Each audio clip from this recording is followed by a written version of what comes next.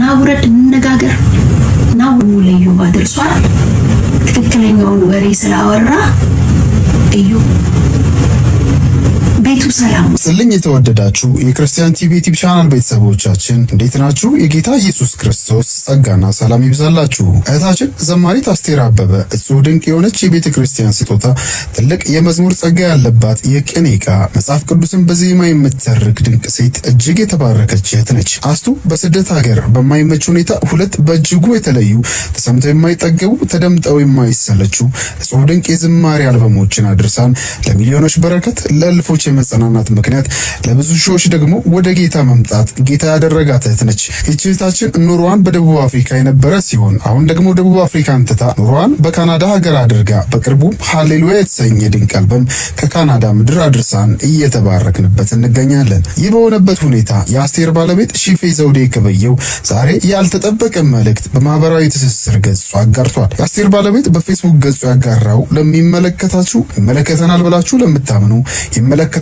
ብዬ ለማስባችሁ በሚደርስ የተለቀቀው መልእክት እንዲህ ይላል።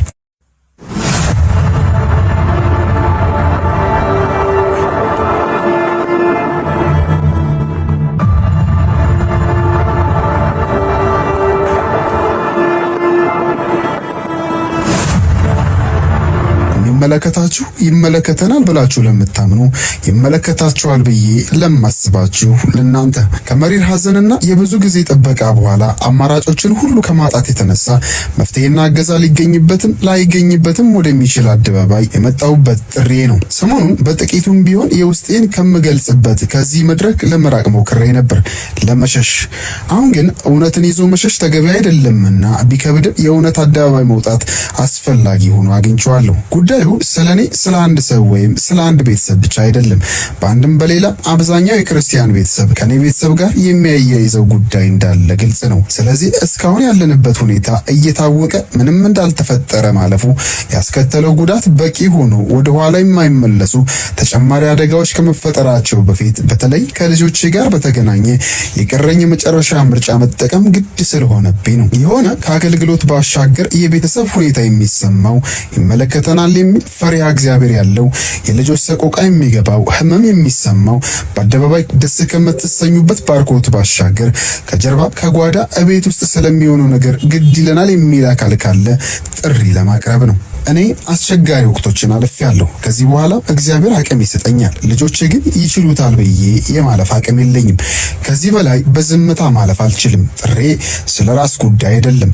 ከቤት መገፋት አልፎም ጎዳና በወድቅ ግድ የለኝም። ስለ ልጆቼ ግን አደባባይ ላይ ብወገርም ለእነሱ መትረፍ ካመጣብኝ በደህና እንዲሆን ካደረገ የመውጣት ያለውን ጉዳት አንዴ ከወጣ መመለስ አለመቻሉን የማላስተውል ሆኜ አይደለም። ከዚህ በፊት እንዲህና እንደሚባሉ ሙከራዎችንና ጥረቶችን ሁሉ አድርጌያለሁ፣ ተደርጓል።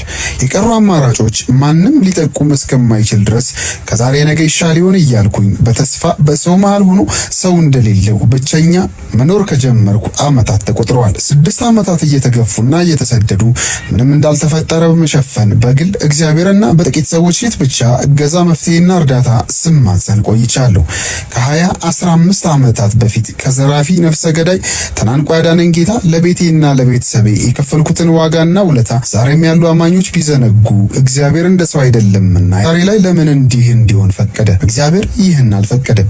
ነገር ግን የጠላት ማለትም ሰይጣን ሐሳብ ሁሌም በእግዚአብሔር ክብርና ስራ ማወክ እንደሆነ ግን አውቃለሁ። ይሆን ያለውም ይሄው ስለሆነ የእግዚአብሔር ስራና ክብር እንዳይጓደል ስሙ በዚህ መልክ እንዳይነሳ በትዕግስት በጸሎትና እገዛን በመሻት ለመቆየት ታግያለሁ። ነገር ግን ሁኔታዎች በሰው ልብ ድንዳኔና እየሆነ ባለው ነገር ተሸፍነው ሌላ አደጋ መፍጠር ጀመረ።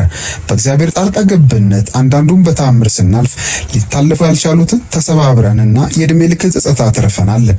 እናም የተጠና በሚመስል መልኩ በግሊና የህሊና የመንፈስ የስነ ልቦና ድቀትና የጤና ቀውስን አልፎ እንደ አባት ማድረግ የሚጠበቅብኝን የማድረግ አቅም እስካጣ ድረስ ጫናው ሲበዛ ከዚህ ሌላ የቀረኝ ምን እንደሆነ የማወቅ ተስፋን አጣሁ። በሰው ፊት ምንም እንዳልተፈጠረ ምንም ችግር እንደሌለ ደስታችሁ አሜናችሁ በልብ ስብራት እንዳይቀዘቅዝ እግዚአብሔር የሀገር ስምም በዚህ መልኩ አደባባይ ላይ እንዳይነሳ የሚቻለውን በመቻል ቆይቻለሁ።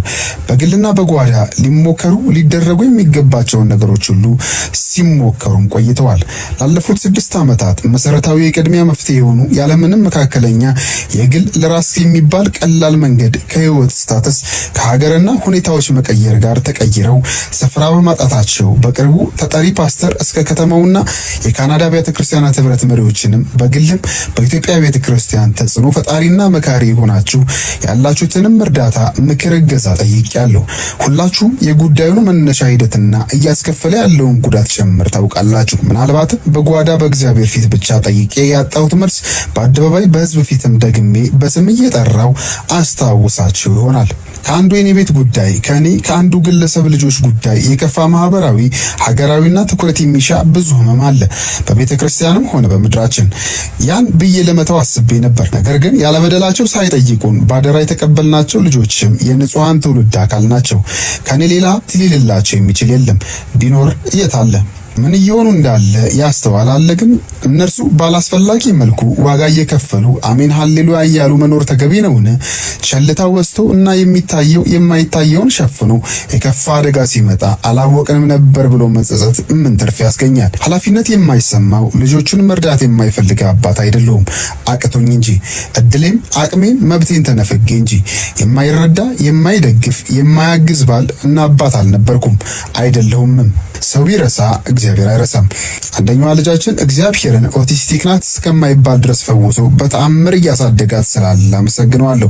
ያለችበትን ሁኔታ እያወቁ 3 ልጆች በእናታቸው ላይ ትቶ የሚሄድና ሌሎችን ወገኖችን ለእርዳታ እስክጠራ የሚያደርስ ስብዕና የለኝም። እንደ ባልና እንደ አባት እስከሄድ ድረስ እንደተጓዝኩኝ የሚያውቀኝ እግዚአብሔርና የቅርብ ጎረቤትም አይ ነው። እንደ ሰው ድካም ሊኖርብኝ ይችላል፣ አለብኝም። ግን ለዚህ ሁኔታ የሚያበቃ ምን እንደሆነ ማወቅ የተገባቸውን ስለሚያውቁ እዚህ መግለጽ አስፈላጊ አይደለም። ይህን እዚህ እንዲህ ስል እየፈረሰ ያለ ቤቴን የሚሰራና የሚያድንልኝ ፍለጋ አልመጣሁም። ቤትም የሚያፈርስም የሚሰራም ያው ቤቱን የሰራው የቆመበት አካል የቤቱ ዋልታ የሆነ ሰው ጥንዶቹ ራሳቸው ብቻ ናቸው ቤቱን ሊያድኑ ሊያንጹ የሚችሉት። ያ ደግሞ የሁለቱንም ፈቃድና እሽባይነት ይፈልጋል። አንዱ ወገን ከዚህ በኋላ አያስፈልገኝም ካለ በአንድ ወገን ጥረት ብቻ ሊተርፍ አይችልም። እናም ቤቱ እንኳን ባይተርፍ በቤቱ መፍረስ ሳቢያ በቤቱ ተንጠልጥለው በመኖር ሊያድጉ የተገባቸው ልጆች መጎዳት የለባቸውም።